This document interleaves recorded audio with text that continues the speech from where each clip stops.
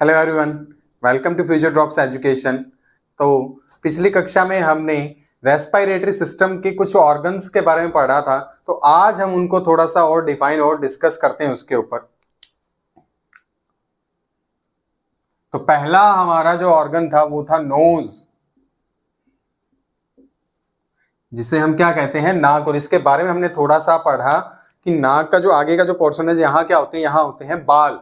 और ये बाल क्या काम करते हैं, ये करते हैं किसी भी सॉइल पार्टिकल को, किसी भी पॉलन ग्रेन्स को, इनको नोज के अंदर, बॉडी के अंदर जाने से रोकते हैं।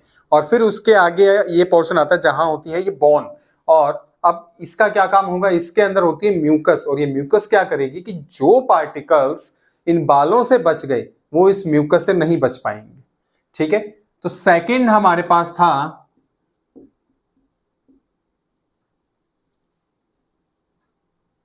फेरिंग्स। ठीक है, तो फेरिंग्स को क्या कहा जाता है, इसको कहा जाता है ग्रसिका। क्या कहा जाता है, ग्रसिका। अब इसका क्या काम होता है, अब आपने एक शब्द सुना होगा हलक, तो हलक फेरिंग्स को ही कहा जाता है, ग्रसिका को ही कहा जाता है। अब ये कैसा पोर्शन होता है, एक ऐसा जोड़, एक ऐसा मोड़ ये होता है, यहाँ ये देखिए, यहां से अब ये फूड पाइप अलग होगी और ये विंड पाइप अलग होगी। तो एक ही ऐसा पोर्शन जो इन दोनों में ही काम आ रहा है, रेस्पिरेशन में भी और फूड में भी। ठीक है, तो इसे कहा जाता है फेरिंग्स। फिर उसके बाद थर्ड हमारे पास जो है वो है लेरिंग्स, जिसे स्वर यंत्र कहा जाता है। तो जिससे हम बोलते हैं, जिससे आवाज निकलती है, वोकल कॉर्ड, उसको क्या कहा जाता है, लेरिंग्स। फिर उसके बाद अब आप देखिए, नोज से स्टार्ट हुए, फेरिंग्स तक आए, फिर अब लेरिंग्स तक आ गए। अब यहां से देखिए, जब हम इसको दबाते हैं तो हमारी आवाज भी दबती है, आवाज भी बंद होने लगती है। तो लेरिंग्स आप समझ गए होंगे, यहाँ ये जो पोर्शन है इसको लेरिंग्स बोल दिया गया। फिर उसके बाद आगे जो इसमें नेक्स्ट ऑर्गन आ जाएगा वो आ जाएगा ट्रैकिया। ट्रैकिया को क्या कहते हैं, इसको कहते हैं श्वास नली। तो ट्रैकिया क्या होता है कि ये एक पूरा जो पोर्शन हो गया, जो यहां से इन लंग्स के अंदर जो डिवाइड हो रहा है, इसे बोल दिया जाता है ट्रैकिया। तो ट्रैकिया के ऊपर आप देखिए, इसकी स्ट्रक्चर देखिए, थोड़ा सा मैं यहां बनाने की कोशिश करता हूं। इस तरह से आप फील भी कर रहे होंगे कि हमारे गले के ऊपर कुछ ऐसी रिंग्स हैं। तो ये रिंग किस चीज की बनी होती है, ये होती हैं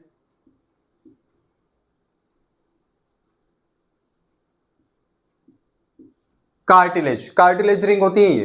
तो कार्टिलेज रिंग का क्या काम होता है कि ये क्या करती है कि इसके ऊपर जो हमारा ट्रैकिया है, इसके ऊपर ये चिपकी हुई होती है ताकि ये आपस में चिपके नहीं।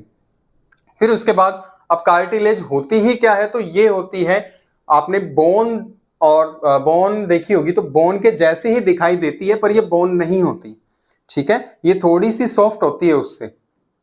कुछ नॉन वेजिटेरियंस को इनके बारे में पता होगा कि कार्टिलेज क्या चीज होती है। फिर उसके बाद जो फिफ्थ हमारा पॉइंट है वो है, अब आप देखिए कि यहां मैंने क्या बनाया है कि ये ट्रैकिया है जो डिवाइड हो रहा है। अब ये जो डिवाइड हो रहा है, अब इस डिवाइडेशन को क्या बोल दिया जाएगा, वो बोल दिया जाएगा ब्रोंकाई। क्या कह दिया जाएगा, ब्रोंकाई। अब एक बार मैं फिर से इन पांचों को एक बार रिपीट कर देता हूं, ध्यान से सुनिए। सबसे पहले हमारे पास था नोज, जो रेस्पिरेशन का प्राइमरी सबसे पहला ऑर्गन आ जाता है। फिर उसके बाद आता है फेरिंग्स, जिसको हम हलक भी बोल देते हैं। और यहां से क्या होता है कि डिवाइडेशन स्टार्ट हो जाता है।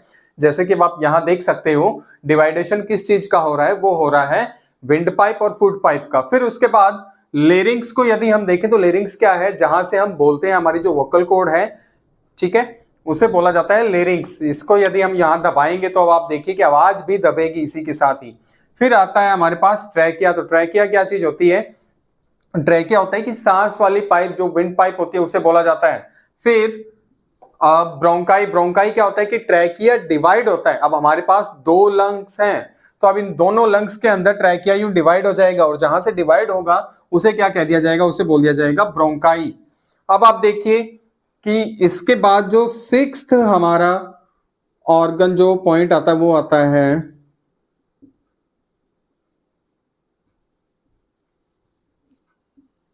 ब्रोंकियोल्स।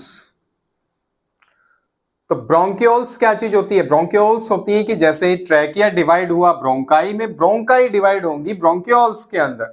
अब आप यहां से समझ सकते हैं कि जैसे ये जो है, मान लीजिए कि ये जो है फेस जो है मेरा, ये क्या है? ये है ट्रैकिया।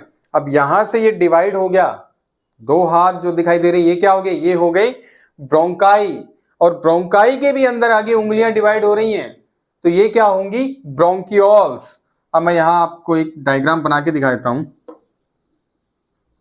जैसे ये हमारा लंग्स है, अब यहां ये ट्रैकिया था, ये ब्रोंकाई है। अब ब्रोंकाई ये ट्रैकिया की डिवाइडेशन को बोलते हैं। फिर उसके बाद यहां जो ब्रोंकाई आगे जो डिवाइड हुई है, इसको ये देखिए ऐसे और बहुत सारे पोर्शन में ये डिवाइड हो जाएंगी, जिसे क्या बोल दिया जाएगा? इनको ब्रोंकियोल्स। तो मे भी यहां तक आपको क्लियर हो चुका होगा। अब आता है हमारा सेवेंथ पॉइंट, वो आता है एल्वियोलाई। अब एल्वियोलाई क्या चीज होती है? रेस्पायरेशन में सबसे ज्यादा जो महत्वपूर्ण भूमिका निभाता है वो निभाता है एल्वियोलाई। यहां तक तो ठीक है कि जो सांस आ रही है, जो हवा आ रही है, ऑक्सीजन बॉडी के अंदर आ रही है, वो ठीक है। अब उसे पूरे जो है ब्लड में पहुंचाने का काम किसका है? वो है एल्वियोलाई का। अब एल्वियोलाई किस प्रकार की होती है? तो यहां ये ब्रोंकियोल्स आपको दिखाई दे रहे होंगे। इन ब्रोंकियोल्स के एंड में एकदम लास्ट में कुछ ऐसे बल्ब लाइक स्ट्रक्चर होती है। ठीक है, हमारे फेफड़े के अंदर, हमारे लंग्स के अंदर क्या होता है कि ऐसी कुछ ब्रोंकियोल्स के अंत में, ब्रोंकियोल्स के लास्ट में एक ऐसी बल्ब लाइक स्ट्रक्चर होती है, जिसे क्या बोला जाता है? वो बोला जाता है एल्वियोलाई। तो मे भी यहां तक आपको क्लियर हो चुका होगा। एक बार मैं फिर से इनके नाम आपको रिपीट कर देता हूं ताकि आपको और अच्छे से याद हो जाए। Nose, pharynx, larynx, trachea, bronchi, bronchioles, alveoli. Nose, pharynx, larynx, trachea, bronchi और फिर आगे ब्रोंकियोल्स, और उनके एंड में क्या हो जाएगा? वो हो जाएगा एल्वियोलाई। एल्वियोलाई के बाद क्या होता है? एल्वियोलाई, अब देखिए कि एल्वियोलाई तक तो ठीक है, हमें समझ आ गया कि यहां पर ये आ गई बल्ब लाइक स्ट्रक्चर। तो अब इसके आगे, अब ये ब्लड में कैसे पहुंचाएगी? तो 8th पॉइंट जो है मैं यहां लिख देता हूं HB, हीमोग्लोबिन लिख देता हूं मैं। हीमोग्लोबिन का क्या काम होता है? हीमोग्लोबिन का काम होता है एल्वियोलाई से एल्वियोलाई से ऑक्सीजन को उठाना और पूरी बॉडी में उसे सप्लाई कर देना, और पूरी बॉडी से CO2 को उठाना और एल्वियोलाई को दे देना कि भाई अब इसे बाहर छोड़ दे। तो फिर हम जब सांस बाहर छोड़ेंगे तो उसके साथ ही क्या हो जाएगा? CO2 को हम बाहर कर देंगे। यहां तक आपको समझ आया? हीमोग्लोबिन का क्या काम है? हीमोग्लोबिन का काम है ऑक्सीजन को उठाना और पूरी बॉडी में सप्लाई कर देना, और CO2 को पूरी बॉडी से उठाना और एल्वियोलाई तक लाना, और फिर उसके बाद वो बॉडी से बाहर हो जाएगा। अब एक चीज और होती है, अब आप देखिए सर्दियों में आपने देखा होगा बहुत सारे लोग जो है कोयला अंगीठी जलाकर जो है सो जाते हैं और उनकी मृत्यु हो जाती है। तो यहां भी जो मेन भागीदारी, जो प्रमुख भागीदारी अपनी दिखाता है, वो दिखाता है हीमोग्लोबिन। अब आप देखिए जब कोयला जलता है तो वो क्या करेगा? CO, कार्बन मोनोऑक्साइड जनरेट करता है वो। तो जब कार्बन मोनोऑक्साइड वो जनरेट कर रहा है तो हीमोग्लोबिन क्या करता है कि इसका बेसिकली काम तो है कि ऑक्सीजन को पकड़ना, लेकिन जब कार्बन मोनोऑक्साइड आ जाएगी तो ये क्या करेगा? ऑक्सीजन को बोलेगा तू हट और तू आ। तो ये क्या करेगा? इसको पकड़ेगा। मतलब आप जब भी धुएं वाली जैसी एरिया में जाते हो जहां धुआं ज्यादा है, तो वहां जाने के बाद आप देखोगे कि हीमोग्लोबिन क्या काम करेगा? उसी को ही पकड़ेगा, धुएं में से कार्बन मोनोऑक्साइड को ही पकड़ेगा और पूरी बॉडी में उसको जनरेट कर देगा, जिससे कि मृत्यु भी हो जाती है। ठीक है, तो यहां तक हीमोग्लोबिन में भी आपको समझ आ चुका होगा। अब इसके बाद हमारा 9th पॉइंट है, वो है सेल। हीमोग्लोबिन ऑक्सीजन को लेकर पूरी बॉडी के अंदर दौड़ेगा, और आपको पता है हमारी बॉडी किसकी बनी हुई है? वो बनी हुई है सेल की। तो सेल को ऑक्सीजन देगा। अब सेल में भी कहां? तो सेल में भी वो जाएगी ऑक्सीजन माइटोकॉन्ड्रिया।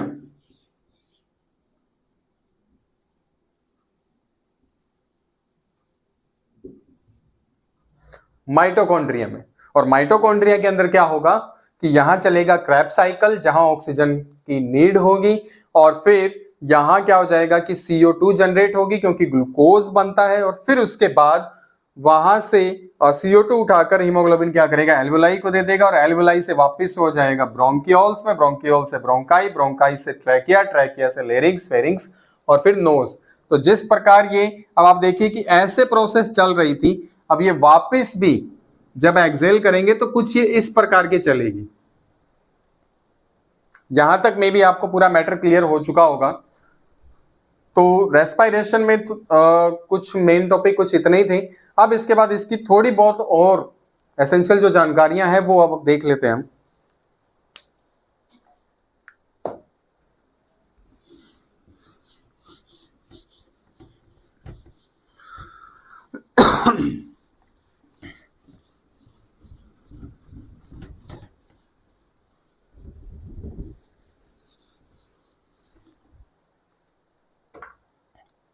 ठीक है, तो मे भी आपको जो ऑर्गन थे वो सारे समझ आ चुके होंगे अच्छे से। अब हम बात कर लेते हैं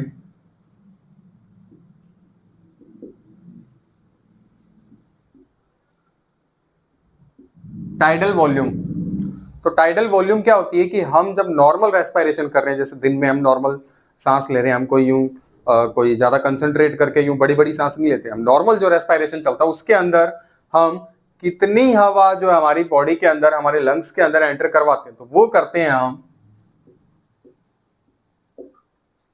500 ml, आधा लीटर ही।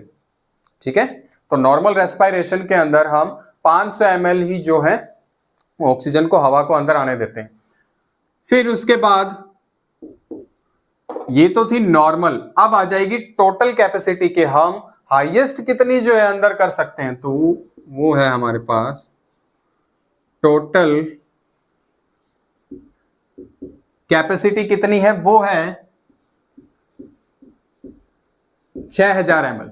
मतलब हम हाईएस्ट जो है पूरी यूं ब्रीथ इन करेंगे तो हम 600 ml तक ही बॉडी के अंदर हवा भर पाएंगे, लंग्स के अंदर भर पाएंगे। ठीक है, तो यहां तक में भी क्लियर हो चुका होगा। अब इसके बाद कि 1 मिनट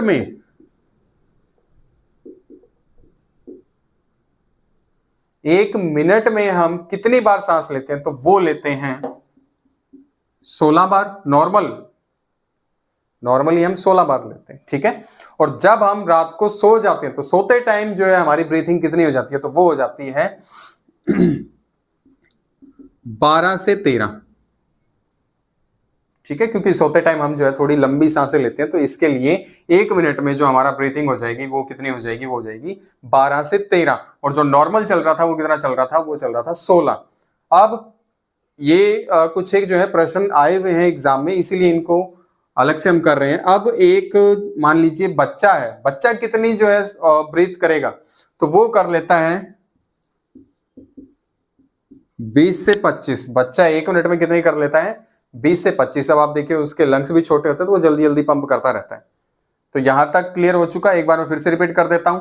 हमने पहले पढ़ा टाइडल वॉल्यूम। टाइडल वॉल्यूम के अंदर क्या पढ़ा हमने कि हम जो नॉर्मल ब्रीथिंग करते हैं उसके अंदर 500 ml जो है हवा को हम लंग्स के अंदर आने देते हैं। फिर उसके बाद जो टोटल कैपेसिटी थी वो थी 6000 ml। मतलब हम मैक्सिमम जो हमारी कैपेसिटी है वो है 6000 ml तक। फिर उसके बाद 1 मिनट में हम नॉर्मल ब्रीथ कितना करते हैं, वो करते हैं 16 बार। और जब रात में हम सो जाते हैं तो सोने के बाद क्या होता है कि हम लंबी सांसें लेते हैं, तो लंबी सांस हम 1 मिनट में कितनी बार लेते हैं, वो लेते हैं 12 से 13 बार। और अब 1 मिनट में बच्चा, छोटा बच्चा जो है कितनी बार ब्रीदिंग करेगा, वो करेगा 20 से 25 बार। यहां तक में भी आपको क्लियर हो चुका होगा। आगे छोटी सी जानकारी और है, उसके बाद इसको कंप्लीट करते हैं। ठीक है, तो अब हमारे पास आता है ऑक्सीजन